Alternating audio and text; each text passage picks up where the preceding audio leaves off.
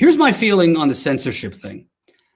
To me, I am not for getting rid of conspiracy hosts and channels, even though they're conspiratorial, even though they're not reporting facts, they're reporting conspiracies. I think that the First Amendment does protect them to do that. But, capital B, I'll use Alex Jones as an example. There's examples of conspiracy hosts that should not be protected.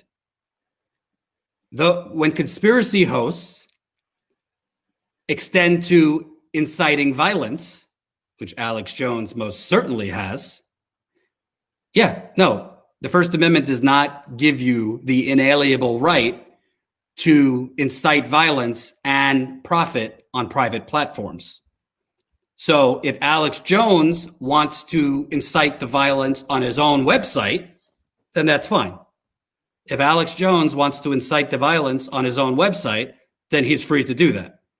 But he doesn't have a right to incite the violence on YouTube and make money off of it, on Facebook and make money off of it, on Twitter or wherever else. The First Amendment does not protect you to be able to, I've heard him say, I've watched clips of him saying, go get your guns and let's meet at the, City Hall. That is not protected free speech. With that said, I also want to make a separate point, which is super important. I do not think YouTube should be the one deciding if Alex Jones should be on or not. I do not think Twitter should be the one deciding if Alex Jones should be on or not. Let's extend Alex Jones to Donald Trump. I don't think Silicon Valley companies should be the ones deciding who gets to stay on their platform and who is inciting violence and should be kicked off. Why do I believe that? Because Silicon Valley companies should be public utilities governed by independent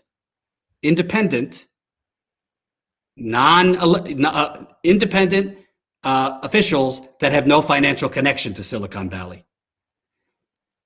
Twitter, YouTube, Facebook, they are public utilities.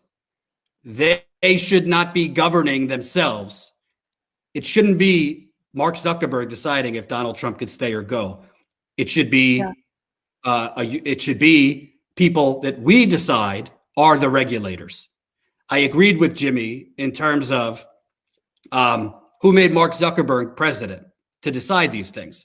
So it really gets into two different discussions. Number one, what is free speech and what is speech that incites violence?